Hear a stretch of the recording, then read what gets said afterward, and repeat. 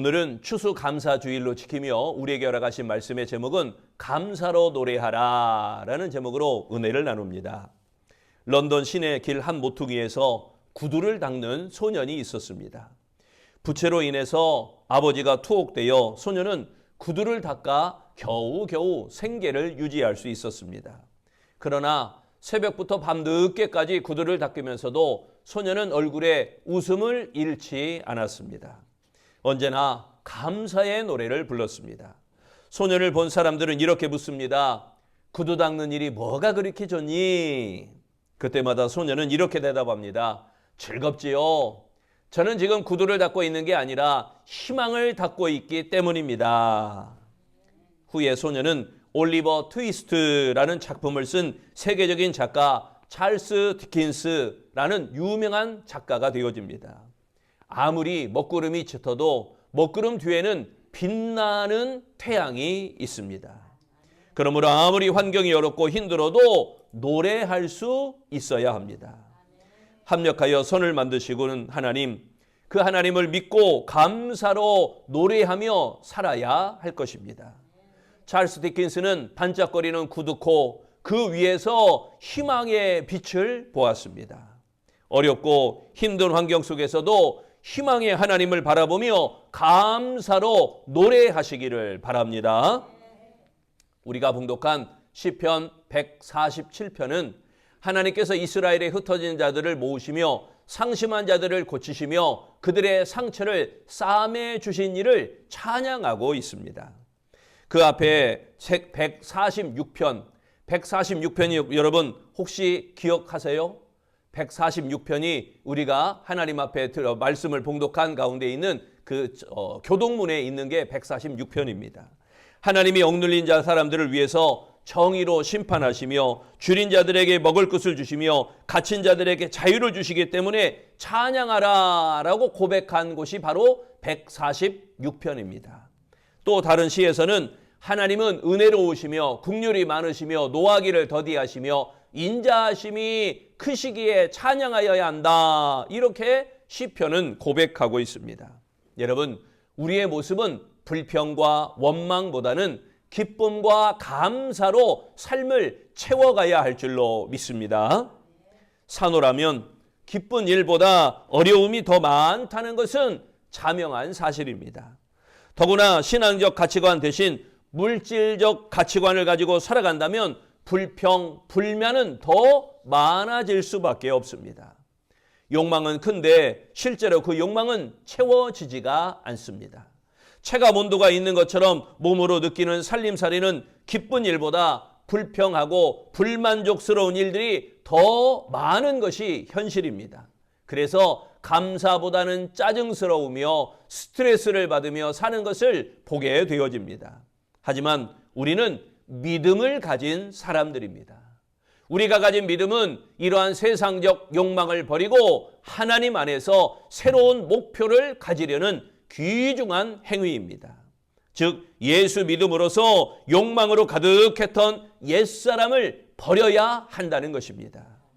욕망의 옛사람을 십자가에 못 박고 새 사람으로 거듭나는 것입니다. 그러면 불만과 불평에서 벗어나 감사하며 기뻐할 수 있게 되는 것입니다.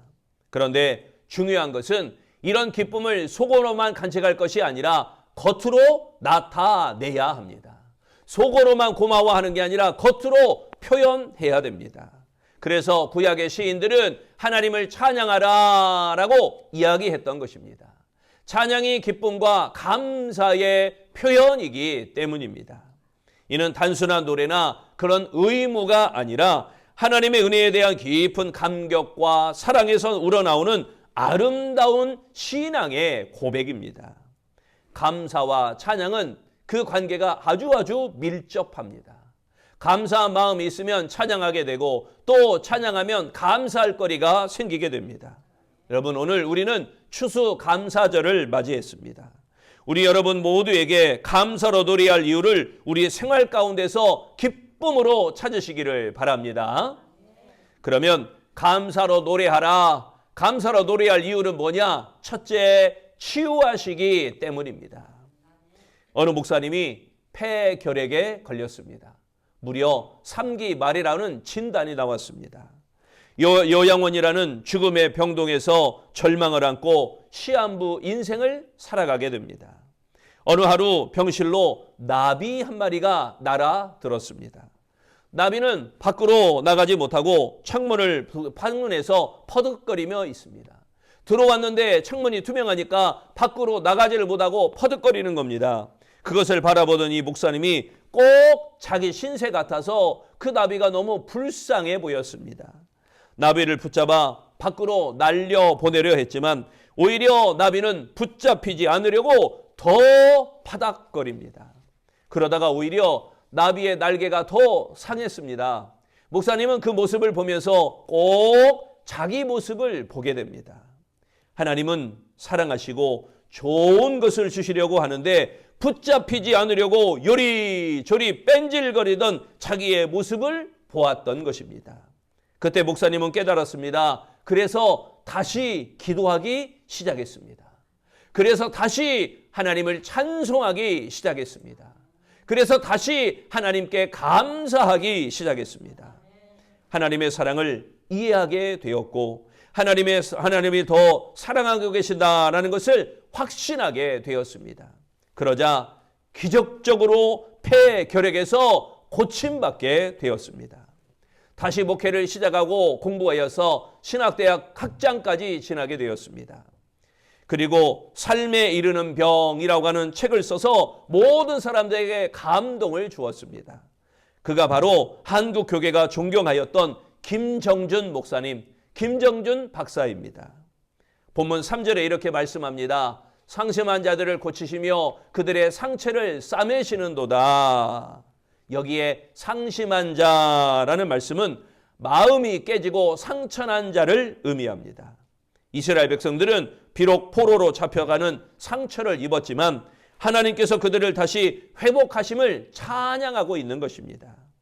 하나님의 치료하심을 찬양하고 있는 이 이스라엘 백성들, 그리고 시인은 그 하나님의 노래함이 마땅하다라고 선포하는 것입니다. 하나님은 이스라엘 백성의 치료자이십니다. 그들을 치신 하나님이 다시 그들을 고치실 수 있는 것입니다. 하나님은 때리시고 어루만져 주시는 하나님이십니다. 잘못했으니 반드시 친상필벌, 벌을 받을 때가 있습니다. 그러나 벌 받는 걸로 끝나는 게 아니고 끝까지 책임져 주시고 어루만져 주신 하나님. 출애굽기 15장 26절에 이렇게 말씀하죠. 나는 너를 치료하는 여호와니라. 그 의미가 바로 여호와 라파, 즉 치료하시는 하나님이라는 뜻입니다. 하나님께서는 육체적, 정신적, 영적 치유를 주시는 분인 줄로 믿습니다. 하나님은 상처난 우리를 치유하시고 싸매 주시는 하나님이십니다. 여기서 우리는 감사로 노래할 이유를 찾게 됩니다. 우리를 향하신 하나님의 구원과 하나님의 회복으로 치유되어 감사로 노래하는 아름다운 삶이 되시기를 바랍니다. 두 번째, 감사로 노래하라. 감사로 노래할 이유는요, 인자하시기 때문입니다. 일본 하면은요, 아오모리 현이 있습니다. 아오모리, 사과도 종류계 중에 아오모리라고 하는 사과가 있는 것처럼 말 그대로 일본의 아오모리 현은 사과 산지로 굉장히 유명합니다. 어느 해 가을에 추수기에 태풍이 심하게 불었습니다. 풍작을 앞에 두었던 농부들에게 재앙이 내린 것입니다. 대부분의 사과가 익기 전에 다 땅에 떨어져 버렸으니 이 농부들의 마음이 무너지기 마련이죠. 모든 주민이 하늘을 원망하며 낙심하고 낭망하고 있었습니다. 그때 한 농부는 매달려 있는, 그 태풍에도 견디고 매달려 있는 사과를 바라보며 감사 기도를 하였습니다. 아직 매달려 있는 사과들이 있으니 감사하다는 것입니다. 어차피 태풍에 사과는 떨어졌습니다. 이를 보고 불평하고 원망해도 사과가 다시 나무에 붙을 일이 없습니다. 그러니 떨어진 사과를 바라보며 불평하지 말고 그 매달린 사과를 보고 감사하는 것이 더 낫다라는 생각을 한 것입니다. 그렇게 감사하는 순간 기발한 아이디어가 떠올랐습니다. 일본도 우리 대한민국 못지않게 대학 입시 경쟁이 치열합니다. 그래서 그 매달린 사과의 의미를 부여하여 절대 떨어지지 않는 사과, 합격 사과 상표를 붙였던 겁니다. 저기에다가 스티커로 딱 붙여놓으면요, 검정게 딱 붙여놓으면 햇빛을 받지 않으니까 햇빛 받은 데는 빨갛고 햇빛 받지 않는 데는 하얗고 이렇게 붙여서 파는 겁니다. 온갖 태풍에도 떨어지지 않는 사과를 먹으면 입시생들은 절대로 떨어지지 않을 것이다. 이렇게 아이디어를 내서 선전을 한 겁니다. 많은 사람이 비싼 값을 주고 이 사과를 사서 입시생들에게 선물하는 바람에 그 농부는 대박을 터뜨리게 되었다고 합니다. 아무리 비참한 상황이 나도 하나님의 은혜를 기억하고 감사하는 사람에게는 축복의 문이 열리는 것입니다. 왜냐하면 하나님은 한결같은 인자하심이 우리에게 임하시기 때문입니다. 이스라엘은 바벨론과 아수르의 강력한 군사력에 힘입어서 굴복해야만 했습니다. 그 군사의 힘이 얼마나 크고 무서운가를 절실하게 체험하였던 것입니다. 본문 10절과 11절에 그를 말씀합니다. 여호와는 말의 힘이 세다 하여 기뻐하지 아니하시며 사람의 다리가 억세다 하여 기뻐하지 아니하시고 여호와는 자기를 경외하는 자들과 그의 인자하심을 바라는 자들을 기뻐하시는도다. 여러분, 하나님은 지금 구름으로 하늘을 덮으시고 들짐승과 까마귀 새끼에게 먹을 것을 주시는 능력과 자비를 겸비하셨습니다. 그 하나님께서 강한 군대의 힘을 기뻐하지 아니하시고 그 아수르 군대, 그런 군대들의 힘을 기뻐하지 아니하시고 오히려 하나님을 경외하는 자를 기뻐하신다라는 아름다운 노래인 것입니다. 하나님의 자비를 바라보는 힘없는 이스라엘에게 긍휼과 은혜를 베푸시는 것을 체험하였기에 하나님을 노래하며 하나님을 찬양하는 것입니다. 실로 하나님의 인자하심을 깨달을 때 감사로 노래하게 됩니다. 하나님의 인자하심을 여러분 우리도 깨달으시기를 바랍니다. 하나님의 인자하심을 볼 수 없는 눈은 영적으로 병든 눈입니다. 하나님의 인자하심을 보는 영적인 눈, 그 영안이 열리는 아름다운 성도 되시기를 바랍니다. 그리하여 하나님의 인자하심을 느끼면서 우리도 감사로 노래하는 아름다운 삶이 되시기를 축원합니다. 세 번째, 감사로 노래하라. 감사로 노래할 이유는요, 평안을 주시기 때문입니다. 이탈리아의 중부 아시시라고 하는 지역이 있습니다. 이곳에 성자 프란시스가 있는데 그에게 한 번은 베르나르도라고 하는 친구가 찾아왔습니다. 이 친구는 한참을 이야기하다가 침대로 가서 코를 골면서 깊이 잠을 자는 척을 했습니다. 잠자는 척 했던 겁니다. 성 프란시스가 어떻게 기도하는가 이것을 엿보고 싶어서 침대에 가서 코를 드렁드렁 골면서 잠자는 척 해보았습니다. 그 프란시스는 어떻게 기도하는가 알고 싶었는데 성 프란시스는 이 친구가 잠든 것을 알고 일어나 눈과 손을 하늘 높이 쳐들고 경건과 타오르는 열정으로 기도했습니다. 그런데 기도가 너무 간단합니다. 오 나의 하나님, 나의 모든 것. 베르나르도는 조용히 귀를 기울여 그 다음 무슨 말을 하는지 집중하고 있었습니다. 그런데 성 프란시스는 한참 동안 말이 없다가 다시 기도를 시작합니다. 오 나의 하나님, 나의 모든 것 하고는 눈물을 주르르 흘리는 것입니다. 그러나 성 프란시스의 얼굴은 회개나 뉘우침이나 고민스러운 얼굴이 아니라 아주 밝은 얼굴로 눈물을 흘리며 오 나의 하나님, 나의 모든 것 이것만 반복하는 겁니다. 다시 한참을 아무 말이 없다가 같은 말을 되풀이하는 겁니다. 한참 있다가 또 오 나의 하나님, 나의 모든 것. 베르나르도는 성 프란시스의 기도가 오 나의 모든 것, 나의 하나님, 오 나의 하나님, 나의 모든 것 이란 말을 외에는 아무 말도 없음 말고는 너무너무 크게 실망을 했습니다. 뭔가 성부자 프란시스는 뭔가 다른 기도를 할 줄 알았는데 오 나의 하나님, 나의 모든 것 하고는 아무 말도 없으니 실망한 겁니다. 그래서 다른 사람들에게 소문을 냈습니다. 성자라고 해서 기도를 잘하는 것이 아닙니다. 성 프란시스의 기도를 들어보면 알 수 있습니다. 그의 기도는 단 한마디 뿐입니다. 그러나 성 프란시스는 멸망하는 세상을 구원하고자 외아들을 보내신 전능하신 하나님의 자비를 묵상하면서 하나님께 평안을 노래하였던 것입니다. 감사로 찬양해야 될 이유를 오 나의 하나님, 나의 모든 것으로 성 프란시스가 그렇게 고백하였던 것입니다. 하나님 안에서의 평안이 있다면 우리는 감사로 노래할 이유가 충분할 것입니다. 평안하게 하신 하나님, 그 하나님께 감사로 노래하는 아름다운 인생들이 되시기를 바랍니다. 본문 12절부터 14절에는 이렇게 말씀합니다. 예루살렘아 여호와를 찬송할지어다. 시온아 내 하나님을 찬양할지어다. 그가 내 문빗장을 견고히 하시고 내 가운데 있는 너의 자녀들에게 복을 주셨으며 내 경내를 평안하게 하시고 아름다운 밀로 너를 배불리시며. 하나님께서 문빗장을 견고히 하심으로 보호해 주셨습니다. 하나님께서 예루살렘의 성문을 튼튼히 하심으로써 외부의 위협으로부터 보호하셨다는 거죠. 또 하나님께서 자녀들에게 복 주심을 믿어야 한다고 말씀합니다. 자녀는 가정과 공동체의 번영을 상징합니다. 자녀들이 복을 받으면 그 사회 전체의 미래가 밝다는 의미입니다. 그리고 여러분의 경내를 평안하게 하셨습니다. 그리하여 하나님께서 평화를 주심으로 전쟁이나 분쟁이 없이 안정을 누리게 하신다는 것입니다. 하나님이 주시는 평화는 구체적인 보호, 공동체의 복, 사회적 안정, 물질적 공급을 포함한 총체적인 평화인 것입니다.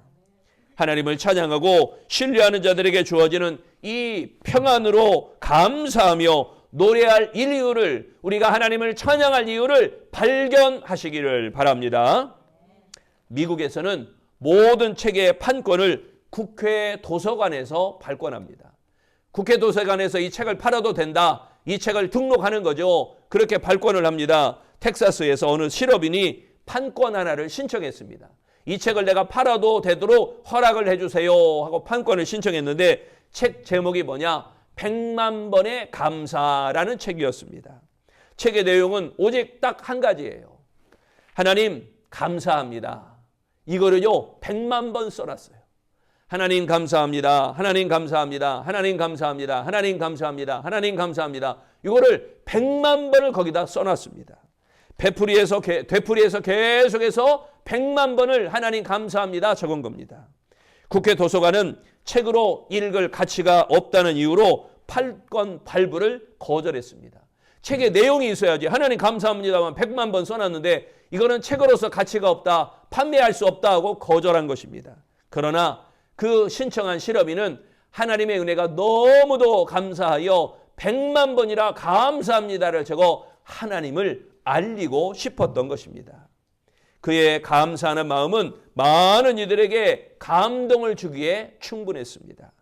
하나님의 은혜는 100만 번 감사하며 노래하여도 부족할 것입니다. 하나님의 평안을 느끼는 그 감사로 노래하는 아름다운 삶, 우리 아름다운 성도 날마다 감사함이 넘치며 감사로 평안을 하나님에 얻으며 그 감사로 기뻐 하나님을 노래할 수 있는 아름다운 신앙 되시기를 축원합니다. 여러분의 삶을 감사로 채우십시오. 고난을 기쁨으로 극복하십시오. 고난이 삶의 본질이 아닙니다. 하나님께서 주신 본질은 기쁨입니다. 그러므로 늘 기쁨을 간직하면서 하나님을 향해 감사로 노래하며 살아가는 아름다운 성도 되시기를 바랍니다. 사랑하는 성도 여러분, 감사로 노래할 이유는 하나님은 우리를 치유하시기 때문입니다. 감사로 노래할 이유는 하나님은 인자하시기 때문입니다. 감사로 노래할 이유는 하나님은 우리에게 평안을 주시기 때문입니다. 치유하심을 감사로 노래하며 인자하심을 감사로 노래하며 평안하심을 감사로 노래하는 우리 아름다운 성도, 감사함이 넘치는 복된 하나님의 백성 되시기를 축원합니다. 기도하겠습니다. 좋으신 하나님, 우리에게 감사함이 넘치게 하심을 감사합니다. 하나님 우리를 치유하셔서 우리에게 영적 치유와 육적 치유와 물적 치유를 통하여 날마다 차고도 넘치는 풍성함 가운데 강건하도록 인도하심을 감사합니다. 건강한 교회 되게 하시고 건강한 가정이 되게 하시고 건강한 신앙이 되어지도록 축복하여 주옵소서. 또한 하나님 우리에게 인자하심을 허락하시니 감사합니다. 주의 인자하심을 통하여 우리가 하나님의 영광을 누리며 기뻐함으로 나아가고 새 힘을 공급받으오니 우리가 부족함이 없도록 더욱 강하여지고 더욱 담대하여져 하나님의 인자하심을 통하여 날마다 삶 가운데 새 힘을 공급받게 하여 주옵소서. 하나님 우리에게 평안을 주시니 감사합니다. 그 평안하심을 통하여 기뻐하며 노래할 수 있는 하나님의 삶, 감사로 삶을 채워가고 고난을 이겨내고 승리할 수 있는 하나님의 거룩한 영광 가운데 거하는 참 평강과 평안이 임하는 아름다운 성도 되게 하여 주시옵소서. 나를 위하여 십자가에 못 박혀 돌아가신 예수 그리스도, 그 고난 뛰어넘는 그 역경과 환난을 뛰어넘는 하나님의 구원의 기쁨이 우리의 삶을 지배하고 더욱 감사로 주님을 노래하는 아름다운 성도 되어지기를 예수님 이름으로 기도합니다. 아멘.